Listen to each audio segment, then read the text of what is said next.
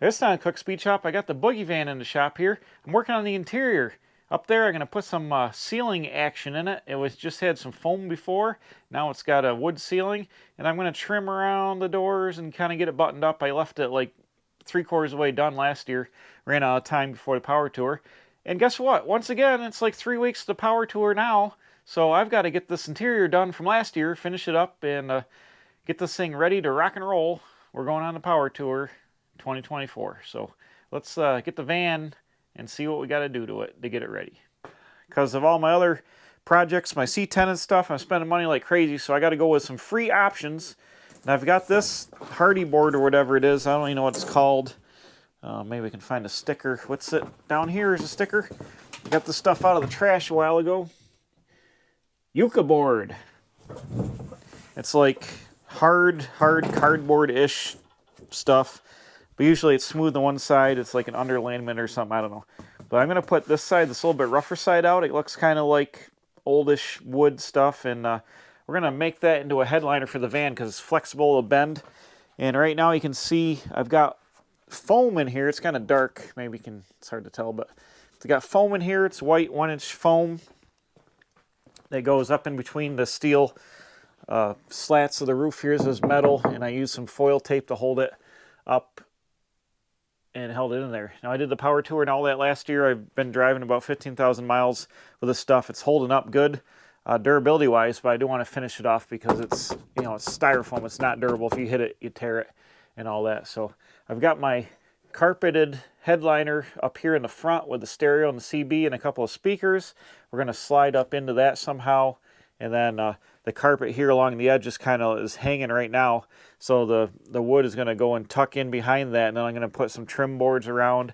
I might do a detail down the center of the roof just to break it up. A couple of trim boards, maybe a strip of, I've got a little bit of this carpet left. Maybe we'll do a strip of carpet or something. I haven't got that far yet. I haven't figured it out. We're going to do it on the fly, down and dirty, because we got to get it done. And also, well, if you caught the end of the last video, I was talking about this, but I had to put new front tires on it because the front tires are worn from the alignment being out when I first got the van going. So I got brand new Cooper Cobras on the front, ready to go. Unfortunately, I had some bad glass issues. I hit a stone flap from somebody going the other way, hit the windshield here, bang.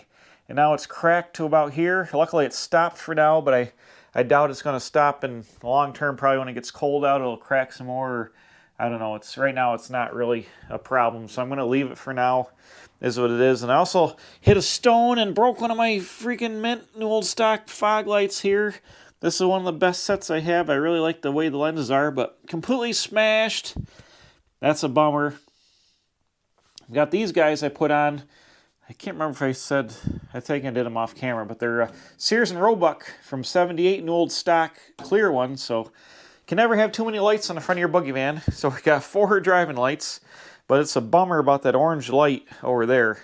But my motto is, why trash stuff when you can stash it? So whenever I've been at swap meets, I've been looking, and look at this, bam!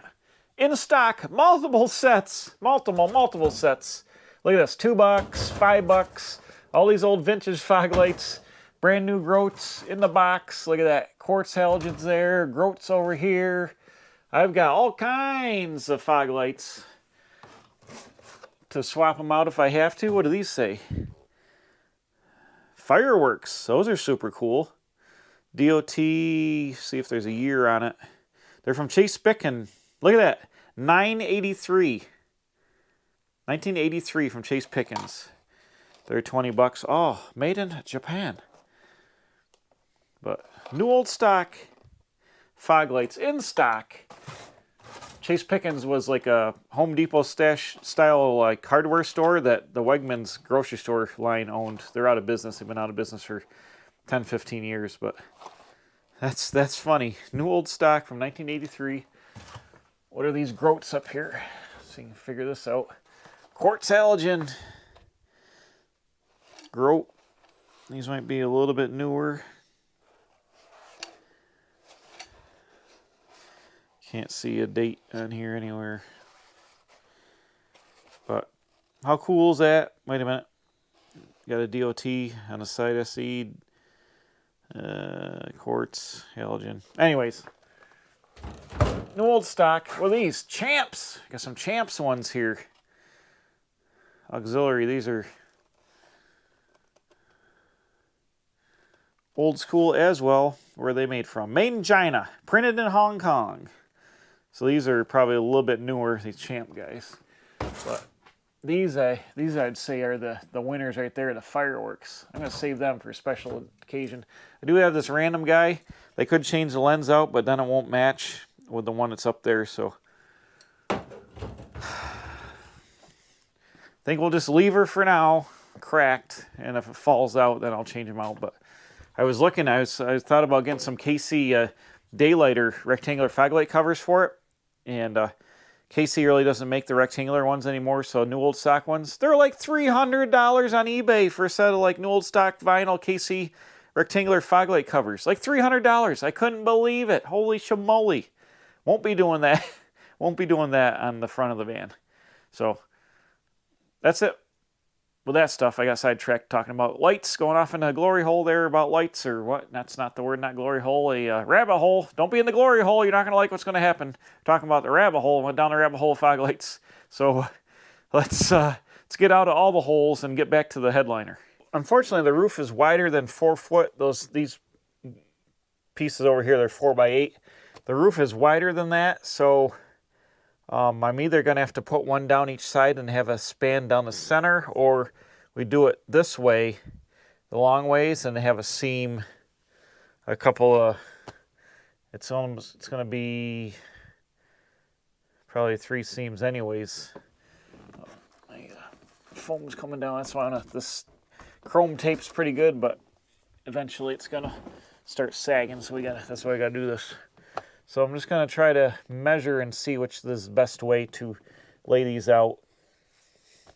Measured up, the width of the roof is about 56, 57 inches, give or take. So about 9 inches, let's see, about 9 inches wider than a 4x8 sheet.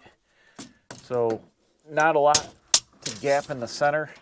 The other way, the metal, what do you call it, the metal strips across the roof, they're at weird intervals. They're not really at like 48 inches, so it'd be hard to span it this way and have the seams screwed to anything, so I don't think I'm going to do that. I think I'm just going to take and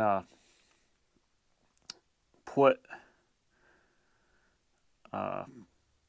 lengthwise a panel, so I can take one and I can put it in, and we can rip them to, let's say 57, so what's half of 57? Half of 58 would be 25 plus 2, 27. Make 54. 27, 28 would make 56. 28 and a half. So if we rip 2 of the panels at 28 and a half, we could have a seam in the center, and then I can put a strip board down the center, or a strip of carpet, like I said, or something like that. That'd probably be the best bet. And actually, how long are we from here to here? Oh, shoot. 8 foot. Less than 8 foot's only there. About 7 foot gets me to that metal strip. And then, okay, so then I could do a piece. All right. So if I cut 2 pieces 28 span, I can get to here on this last metal strip. And then I can cut a piece for the back. It's probably be easier as a 2-person job, but 9 o'clock at night on a work day becomes a 1-person job. Let's see what we got.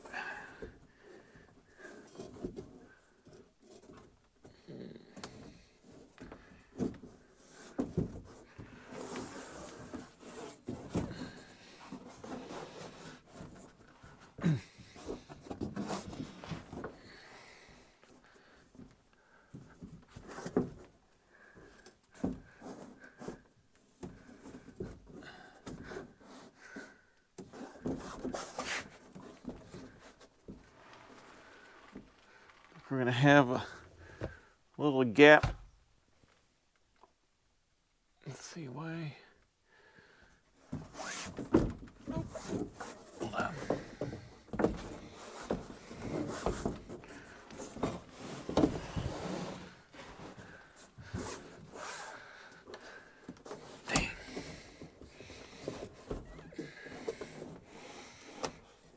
in the world is going on here?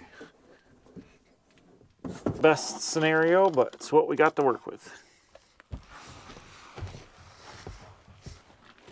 What we got to work with. Where is the next? Right there. Right there.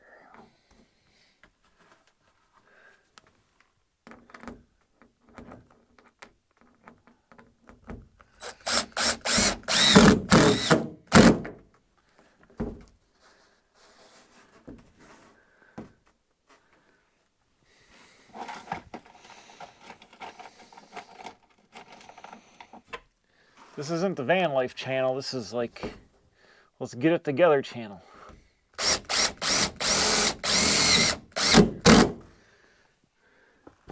kind of like Dee Dee's Speed Shop. There we go. Now I'll just run some,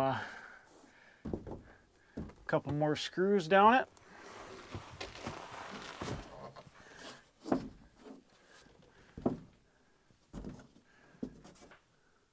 Okay, so far so good. I've got the 2 panels screwed in here. I went and measured the screws so they're symmetrical. And it fits in there pretty good. This carpet will fluff up here just a little bit. It's, you can see just about the edge of it, but we're just going for amateur status here. I can pick that carpet up along the edge and use some screws and screw it to the wood now. This other side, the leave-ins are just a little bit long, but now I got big shadows. But I can trim that back. But the wood is up there pretty good. It holds up pretty good. I think the other way, now this is only 3 foot from here to the back of the van. I can take the other panel, cut a 56 or whatever inch panel lengthwise, and then leave it 3 foot widthwise and make one big panel. And I'm just going to overlap this lap seam here. It doesn't get quite to the thing. I'll overlap it onto there like an inch. Then I can screw up into the thing, into the roof bow, and use that to hold it up. And I'll just have a seam in the wood. Maybe I can put carpet or something on the seam. But then I also want to run like something down the center to fill up that center, cover up the center screws in the center gap, like a whole length of trim all the way down the center. Maybe do some other trim, break it up a little bit or something. I'm not sure, but we're at least it's going up in there. This stuff doesn't weigh that much, and it's a little bit flexible, so I'm able to bend it, up to the roof with this curvature. But it don't look too bad. Once I get some more carpet and trim on it, it'll look pretty good. Okay, it's the next night here after work. I got both panels screwed in. That gap that was there in the center, I was able to take the one panel, take a bunch of screws out, and move it over, tighten the gap up. And I've added the piece to the back here now. So I cut, so you can see down the center there, that gap is all closed up down the center piece. Then I've added this panel back here, which spans across the whole back of the van, and it covered up the seam for the other two, so it don't look bad. And then I've taken the carpet, and all along here I've screwed into the edge of the van up the carpet to go and cover up the edges, so it's like finally attached both sides here, and it don't look bad. It actually doesn't look bad at all. I measured the screws, so all the screws are symmetrical. And looking at this way, the lights, it makes the seams look a lot more pronounced than they are. They're actually not too bad. Like here they go up pretty good, but it's a lot better than it was. All right, well, I finished up here. I took some remnants I had, and I made a border all the way around the back under the door. And I put one up over the door here, the slider door. I had some pieces, and I was able to get that all going. So the interior is pretty much buttoned up for what I'm going to do. I think I'm just going to leave this top as is. I'm not going to put any more trim on it or anything for now. I'm just going to leave it like this. This will be perfect for power tour. It's all sealed up with the wood paneling, and it looks pretty good. It's not perfect, but it's better than nothing. But it looks good having the the border of carpet all the way around, and I've trimmed the carpet and attached it all the way around here. And then in the front here, we've got the, whoops, my light. We've got the front bulkhead area here, and it kind of rolls up in there nice and kind of ties it all together. So it looks presentable, looks finished off. You poke your head in here, and you're like, hey, look, this ain't look bad. It's got carpet and it's got a ceiling. So I'm happy with it. Ted and I, and about 3 weeks or so, we're going to be on the road to Power Tour. We're doing a long haul all 5 days. So if you're going on the Power Tour, look for the boogie van. I'm going to try to hook up with, what's his name, Dalton from Pole Barn Garage. He said he's bringing his boogie van on the Power Tour on his channel. And I haven't met him before, but it'd be cool if we had dueling boogie vans there on a tour. Last year when I went down to the tour down south, there was only 1 or 2 other vans that were like 70s style vans. So that's pretty cool. I talked to a kid in, I think it was Columbia, South Carolina. It had a real neat Chevy and stuff like that. But anyways, the van is about ready to go. The only thing I'm going to do off camera is I'm going to take my torch and heat up the exhaust manifold on the driver's side. I got the nuts are rusted. I want to try to get them off, and it's got a collector leak. The pipe is like swedged onto the cast manifold. I want to tighten the nuts up and get rid of that manifold leak. The windshield crack hasn't grown any further inside here. Hopefully that'll hang tight till after the Power Tour, or hang tight all the way, because if it would stop there, it wouldn't get into the field of vision. It's really not in the wiper travel, so it should technically pass inspection, but if it gets any farther, it's going to be a problem. Anyways, that's it. Got the interior done. I'm happy. I can get this thing outside and start making sure it's good to go for Power Tour, like I said, and we'll see you in the next one. Thanks for watching. Don't forget to subscribe, and we'll see you next time. I don't know what I'm working on. Oh, I think I'm going to get a Jeep out of the backyard and try to sell it. Maybe I'll do that. All right, we'll see you later here at the Quick Speed Shop.